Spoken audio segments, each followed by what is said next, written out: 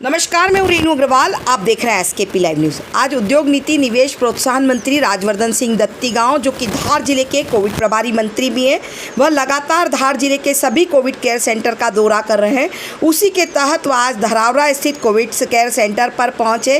Covid care centre के बाहर उन्होंने स्वास्थ्य विभाग के अधिकारियों, प्रशासनिक अधिकारियों के साथ मीटिंग कर हालातों का जायजा लिया। आपको यहाँ बता दें कि धार जिले में कोरोना का संक्रमण लगातार अपने पैर पसार रहा है। अब गांवों तक कोरोना संक्रमण फैल चुका है। इसी की चिंता मंत्री जी को है। उनके साथ भारतीय जनता पार्टी के जिला अध्यक्ष राजीव यादव सहित एडीएम सलोनी सिडाना सहित प्रशासनिक अधिकारी मौजूद रहे। वही आपको बता दें कि मंत्री जी परिजनों के कोविड सेंटर में आईसीयू में जाने को लेकर उन्होंने नाराजगी जताई। उन्होंने कहा कि ये लोग दवाई की दुकान पर, फल लेने व बाहर अन्य कारणों से जाते हैं, जिससे संक्रमण फैलने का खतरा बढ़ रहा है। परिजनों को वीडियो कॉलिंग पे या कैमरा लगाकर मरीजों की स्थिति से रूबरू कराया जाए, सपोर्टिंग स्टाफ को बढ़ाया जाए। मीडिया से रूबरू होने पर उन्होंने कहा कि संक्रमण बढ़ रहा है, लोग घरों में इलाज कर रहे हैं, संक्रमण अधिक बढ़ने पर अस्पताल पहुंच रहे हैं। संसाधन सीमित है, सभी को बेड चाहिए, सभी को रेमडेसिविर चाहिए, ऑक्सीजन चाहिए। लोग चाहिए कि लोग वैक्सीनेशन करवाएं। देखें खबर एसकेपी लाइव न्यूज़ पर और क्या कुछ कहा मंत्री राजवर्धन सिंह दत्तीगांव ने। असल में जो एक परेशानी आ रही है वो ये है कि जो हमारे स्वास्थ्य कर्मी हैं, बहुत से वो संक्रमित हो गए हैं। विशेष तौर पे जो हमारा हेल्प का स्टाफ है, 4th ग्रेड असिस्टेंट्स जो आती है, उसकी वजह से क्या हो रहा है कि जो बेसिक काम है उसमें दिक्कत आ रही है। और जो परिजन हैं, जो पेशेंट्स के साथ अटेंडेंट्स आते हैं, वो थोड़े व्याकुल हो जाते हैं। व्याकुल होने से वो क्या करते हैं कि वो जो सिक्योरिटी स्टाफ है उससे जिद करके और वो अंदर चले जाते हैं।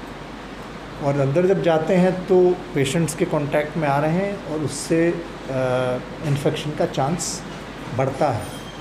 तो ये एक बड़ी प्रॉब्लम है और हम लोगों ने अभी समझाने की कोशिश करी अटेंडेंट्स को भी कि आप कृपया पेशेंट से कांटेक्ट में ज़्यादा न रहें। और अब हमने ये सोचा है कि इसका समाधान कि जो पेशेंट्स आते हैं उन पेशेंट से हम एक प्रकार का फॉर्म भरा लेंगे और उनसे कह देंगे कि आप अटेंडेंट नियुक्त कर दें कि फ़लाना आदमी मेरा अटेंडेंट है, एक रिलीवर कर दें। इस हॉस्पिटल में होता है, उसका विधिवत एक कार्ड बन जाए।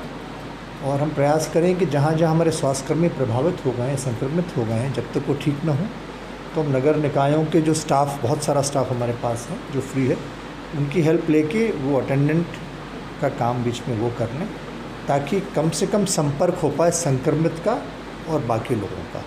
क्योंकि मुख्य उद्देश्य इसका है चेन तोड़ना। और एक और प्रयास आज बैठक है, हम लोग कोशिश करेंगे, हालांकि गाइडलाइन में तो वो नहीं है, लेकिन हम लोगों का मानना है कि अगर कोई अटेंडेंट आ रहा है और संपर्क में आ रहा है तो किसी न किसी प्रकार से उसकी स्क्रीनिंग करने का प्रयास करें, चाहे थर्मल स्क्रीनिंग करें या ऑक्सीमीटर से करें, या फिर हो सके तो उसका रैपिड एंटीजन भी हम कराने का प्रयास करें। तो अगर किसी चांस से अगर वो संक्रमित हो गया तो हम उसको आइसोलेशन करके प्रारंभिक स्तर पर ठीक कर सकें। एक और सुझाव आया है कि अक्सर पेशेंट्स अंदर होते हैं, परिवार के लोग बाहर होते हैं, तो थोड़े व्याकुल हो जाते हैं, तो जानना चाहते हैं कि हमारा पेशेंट किस कंडीशन में, किस स्थिति में है। इसका हम चर्चा कर रहे हैं, चाहे तो स्क्रीन लगा के कैमराज से उसको देख सकें या फिर हम उसकी वीडियो कॉलिंग से बात करा दें तो थोड़ा राहत महसूस करें। ऑक्सीजन के विषय में भी ये बात सामने आ रही है कि क्योंकि पेशेंट्स मेडिकली ट्रेन नहीं होते हैं तो कई बार पेशेंट ऑक्सीजन सिलेंडर छोड़ता ही नहीं है। जितनी ऑक्सीजन उसको चाहिए तो उससे ज़्यादा ऑक्सीजन वो ले लेता है, और ज़्यादा ऑक्सीजन लेने से भी पेशेंट को नुकसान होता है मेडिकली, क्योंकि आपके जो वॉल्व होते हैं, जो बॉडी की कैपेसिटी है वो सीमित है।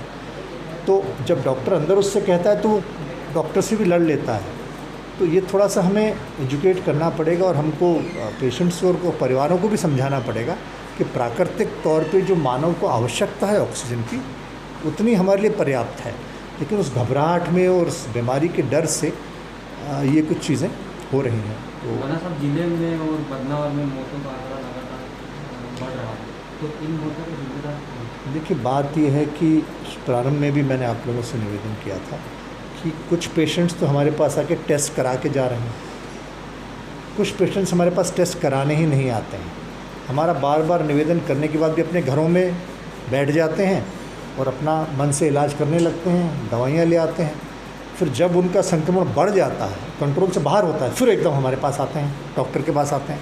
तो तब तक वो 80-90% तक उसका सैचुरेशन पॉइंट चला जाता है। अब फिर जब इतना प्रभावित होकर एकदम से वो आएगा, तो जो अभी हमारे पास साधन संसाधन है वो एक सीमा में है, तो एकदम से आएगा, फिर वो तत्काल का मुझे बेड भी चाहिए, फिर मुझे ऑक्सीजन भी चाहिए, फिर मुझे रेमडेसिविर इंजेक्शन भी चाहिए। तो मेरी प्रार्थना पुनः आप सब लोगों के माध्यम से सभी लोगों से है कि वैक्सीनेशन अवश्य लगवाएं। प्रारंभिक जैसे ही संकेत आपको मिलें कि आपको लगे कोरोना के लक्षण हैं, तो तत्काल आप इलाज करके मेडिकल किट्स लें, क्योंकि जितना देरी से आप हमारे पास आओगे आपको बचाना उतना ही हमारे लिए कठिन होगा। बाहर के जो निजी हॉस्पिटल है, क्लिनिकल हॉस्पिटल, एक महाजन हॉस्पिटल, यहाँ पर गंभीर मरीजों को लिया नहीं जा रहा है।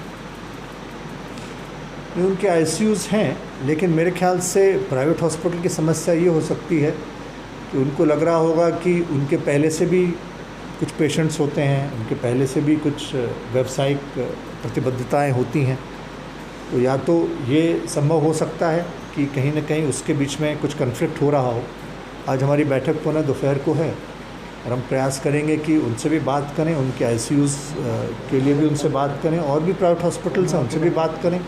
लेकिन इस सब के बीच में जो एक चुनौती हमारे पास वो है कि निरंतर जिस गति से इस चीज़ की वृद्धि हो रही है, उसी मात्रा में हमें वृद्धि ऑक्सीजन सप्लाई की भी करनी होगी, दवाइयों की भी करनी होगी और बिस्तरों की भी करनी होगी।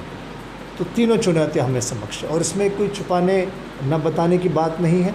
जो हमारे पास है जग जाहिर है, जो संक्रमण है वो आ रहा है, तो हम प्रयास कर रहे हैं कि ज़्यादा से ज़्यादा स्वयंसेवी संस्थाओं से भी हमने सहयोग मांगा है, धार्मिक संस्थाओं से मोहन खेड़ा वाले भी जैसे हमारा सहयोग कर रहे हैं, कुछ लोग भी अपनी तरफ से दे रहे हैं। जैसे बदनावर में कल हमने करीब 91 लाख रुपया एकत्रित किया, जिससे हम मशीन्स ला रहे हैं, जिससे हम हॉस्पिटल बना रहे हैं। कल हमने 2 कमरों का कार्य प्रारंभ किया, कानून में हमने कल अस्पताल का कार्य प्रारंभ किया। हाँ, लेकिन उसमें समय तो लगेगा, क्योंकि रातों रात तत्काल तो ना ही तो नए डॉक्टर पैदा हो सकते हैं, नहीं एकदम अस्पताल की बिल्डिंग बन सकती। फिर भी इसमें सबसे जो हम सफलता प्राप्त करने की संभावना उसी बात में है कि जनता जागरूक हो जाए, घरेलू इलाज जो हल्दी और जो काढ़ा और आंवला, उसका उपयोग अपनी इम्यूनिटी बूस्टिंग के लिए करें। जो मेडिकल किट्स प्रिस्क्राइब डॉक्टर्स कह रहे हैं होम आइसोलेशन में, वो तत्काल लेना प्रारंभ करें। इन्फेक्शन की चेन को ब्रेक करके आपस में संपर्क कम से कम हो, भाप का उपयोग करें। इन तमाम चीज़ों की ओर हमें जाना पड़ेगा। एक सवाल और, रेमडेसिविर को लेकर आज भी कमियां हैं। रेमडेसिविर का उत्पादन देश में कितना है वो सबको पता है। हर एक व्यक्ति को रेमडेसिविर की आवश्यकता नहीं होती है।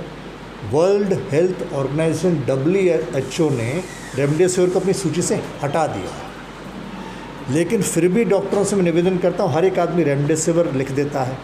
रेमडेसिविर एक बहुत ही स्ट्रॉन्ग इंजेक्शन है जो अंतिम विकल्प होता है आखिरी में, और फिर उसको टॉक्सी देते हैं कुछ लोग। तो उसके भी आफ्टर इफेक्ट, अगर कोई कोमॉर्बिडिटी का पेशेंट है, यानी हार्ट पेशेंट है या ब्लड प्रेशर का पेशेंट है या स्ट्रोक आ चुका है, कई बार वो रिएक्शन उल्टा करता है। उससे हार्ट अटैक भी हो सकता है और उससे ब्लड प्रेशर के पेशेंट को स्ट्रोक भी हो सकता है। तो ये थोड़ा सा पेशेंट्स को भी समझना पड़ेगा और डॉक्टर्स को भी समझना पड़ेगा। जो वैकल्पिक दवाइयाँ हमारे पास में हैं, उन वैकल्पिक दवाइयों का भी हम उपयोग करें। फेविफ्लो है या दूसरी दवाइयाँ हैं, तो कहीं ना कहीं हमको वर्तमान परिस्थितियों में जो साधन हमारे पास उपलब्ध हैं और जो वैकल्पिक साधन संसाधन भी उपलब्ध हैं, डॉक्टर्स को भी मेरा निवेदन है कि वैकल्पिक मेडिकेशन भी प्रिस्क्राइब करें। और पेशेंट्स और परिवारों से मेरा निवेदन है कि सारे जो हमारे पास में देसी इलाज से लेके बाकी हमारे पास में जो हमें एहतियात बरतने चाहिए, उन सबको आप ज़रूर बरतें। क्योंकि जो पेशेंट ऑलरेडी इन्फेक्ट होकर एक एडवांस स्टेज पे पहुंच गया, वो तो पहुंच गया, उसको हम प्रयास कर रहे हैं। लेकिन जो नहीं पहुंचे, कम संक्रमित हैं या अभी सेफ़ हैं, इम्यून हैं, वो वैक्सीनेशन अवश्य लगवाएं। वो एहतियात, मास्क, काढ़ा, डिस्टेंसिंग, भाप, तमाम चीज़ों का उपयोग करें। क्योंकि ये कोई लड़ाई ऐसी नहीं है जो कोई अकेला व्यक्ति लड़के जीत सके। सामूहिक ही प्रयास करना पड़ेगा, सभी का सहयोग लेना पड़ेगा और हमें सावधानी से इससे लड़के जीतना पड़ेगा। जिले की स्वास्थ्य व्यवस्था को सुधारने के लिए क्या नया प्रयास कर रहे हैं अभी आप लोग? मैंने अभी आपको बताया, हम नए बेड्स क्रिएट करने का प्रयास कर रहे हैं, ऑक्सीजन बढ़ाने का प्रयास कर रहे हैं, हम कैप्टिव प्लांट्स लगाने का प्रयास करें। बदनावर में ही कल 2 प्लांट के काम चालू कराए हमने, एक बदनावर में और एक कानवन में, और ज़िले में और भी विधायक जनों ने अपना पैसा दिया है। सामूहिक रूप से नीना वर्मा जी ने दिया है, वहाँ पे बघेल जी ने दिया है, अलावा जी ने दिया है, ग्रेवाल जी ने दिया है। तो सब मिलके हम लोग कोशिश कर रहे हैं। अब प्रॉब्लम ये भी आ रही है कि जो प्लांट के ऑर्डर भी किए गए हैं, एकदम से सभी लोग उन पे टूट पड़ रहे हैं या उन पे दबाव डाल रहे हैं। वहाँ भी सप्लाई का इशू है, क्योंकि पूरे देश में सब लोग लिमिटेड जो इसका सप्लाई है वही मैन्युफैक्चरर्स हैं। हमारा प्रयास है कि अगले महीने 1.5 महीने में सब कैप्टिव प्लांट्स प्रारंभ हो जाएं, और जब तक ये कैप्टिव प्लांट्स प्रारंभ न हो तब तक जो भी वैकल्पिक हमारे पास साधन हैं, चाहे ऑक्सीजन सप्लाई जो हम ला रहे थे, हमारा एक प्लांट ख़राब हो गया मित्तल वाला ओवर टाइम चलने से, तो वो अभी बीच में बंद है, उसकी वजह से कुछ कमी आई है। तो ऑक्सीजन कॉन्सनट्रेटर्स हो गए, पैप मशीन्स हो गई, या सामाजिक संस्थाओं ने भी सिलेंडर्स दिए हैं। तो उस सब के माध्यम से जो भी मैक्सिमम अधिकतम पॉसिबल हो सकता है, हम प्रयास कर रहे हैं कि हम राहत पहुंचाएं।